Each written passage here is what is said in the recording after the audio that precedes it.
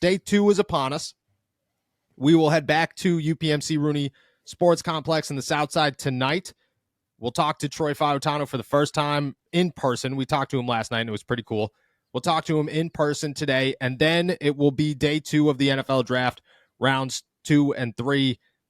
I mean, before we get into some top options, what are your expectations for tonight? Do you see them sit and put at 51? Do you see them trying to hunt for a trade? I mean, there are talks of wide receivers and new wide receivers that may be available via trade as well. We'll dive into that in a second, but where do you stand with the Pittsburgh Steelers in day 2? Yeah, I guess I can't say for sure what they're going to do, but I know what I want them to do. I feel like I really want this team to trade up, to be quite honest. I really want them to try to land. I mean, you just look at the names that are sitting at the top of the second round right now, and it's unbelievable. These are guys that I was almost certain would go in the first round. Like Kool-Aid McKinstry, Cooper DeJean, A.D. Mitchell, guys like that. I mean, this is even Zach Frazier. I mean, I don't think either of us thought that he was going to be a first rounder, but I mean, that's a guy who Jackson Powers Johnson as well. I can't believe I forgot that name too. I think there is an opportunity here for the Steelers to essentially steal another first round pick. And that's what I would really like for them to do.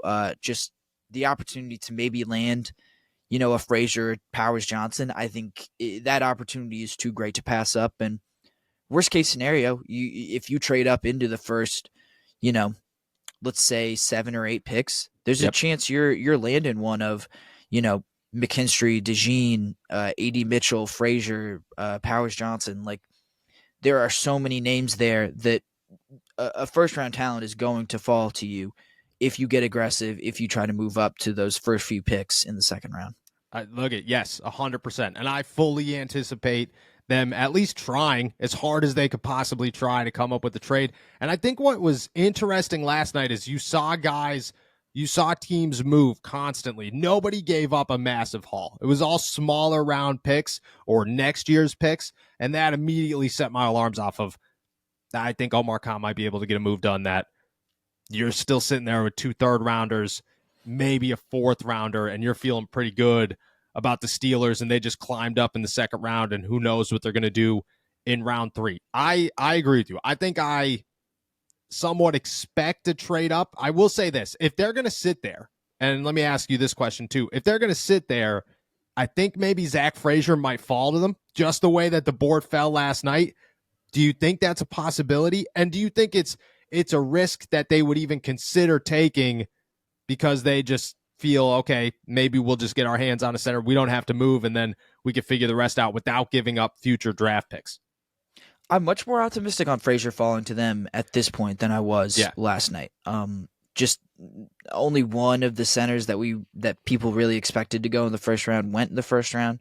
So you're just pushing everyone down a few spots. I'd still be really stunned, though, if Frazier falls all the way to 51 without, having the draft order in front of me and, team needs in front of me.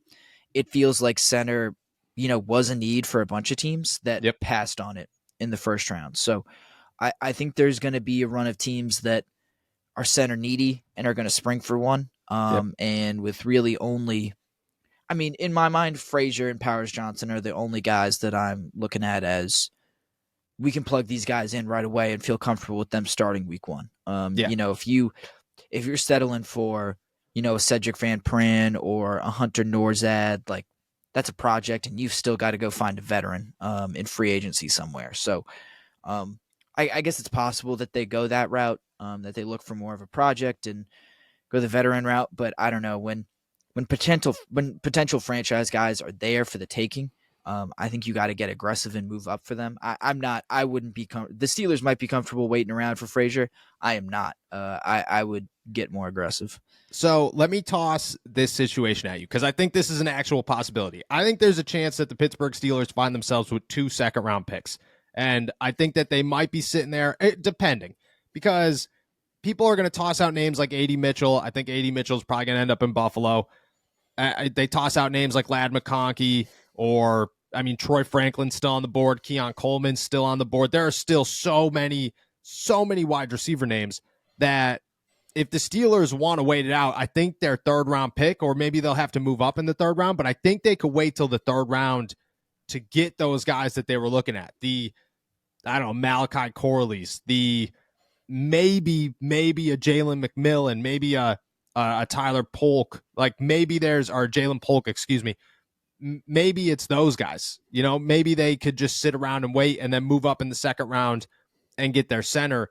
I could also see it where they're maybe trying to make a move to say, why don't we move up into the second round with one of our third round picks and get a second round pick a little bit higher than where we are, try to get a center and then see what wide receivers are still on the board. Because there's no chance that all those wide receiver names are gone by the time the Steelers pick at 51. There's just too many other great names on the board. I mean, Cooper DeJean's still on there. You still have, Newton out of Illinois is still out there. You still have all the wide receivers. You still have some offensive tackles. You still have, a number of cornerbacks still on the board. There's so much talent still in this draft that I think the Steelers might be able to sit at 51 for at least one position. I don't think that's center. I agree with you that they might have to move up for a center, and I think that's the right move. But if they're thinking wide receiver or even corner, they might be able to sit there and be like, yeah, well, if we wait it out, I bet you somebody good's here, and they might get another steal in the second round.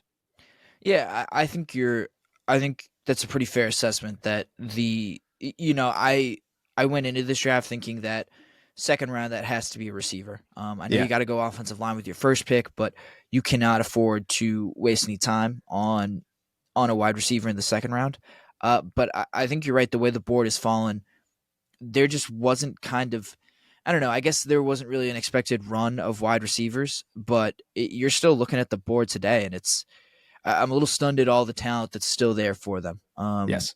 I think the fact that Mitchell fell behind Xavier Legette and Xavier Worthy, kind of didn't realize there were two Xaviers there, but the and fact Ricky that Pearsall.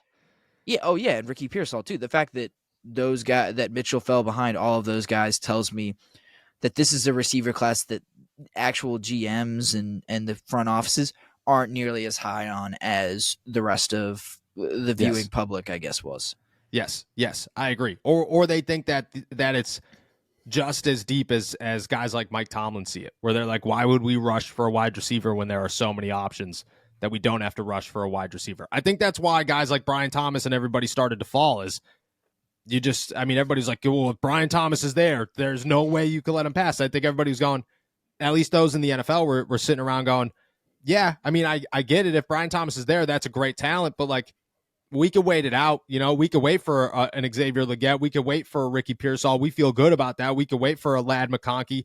Like there are more options than just 5 or 6 guys. And I think NFL teams are looking at it going, yeah, there's no rush here, man. We'll figure it out. There'll be somebody there that we could add whenever we're up. I do expect the Steelers to make a move. Wide receiver, I do expect on their radar, but I agree with you. I think center I would be real shocked if the Steelers didn't walk out of the second round without a center. And man, to go Troy Fautanu and then maybe a Jackson Powers Johnson or a Zach Frazier, what a win for the Pittsburgh Steelers. What a win for the Pittsburgh Steelers in round 2.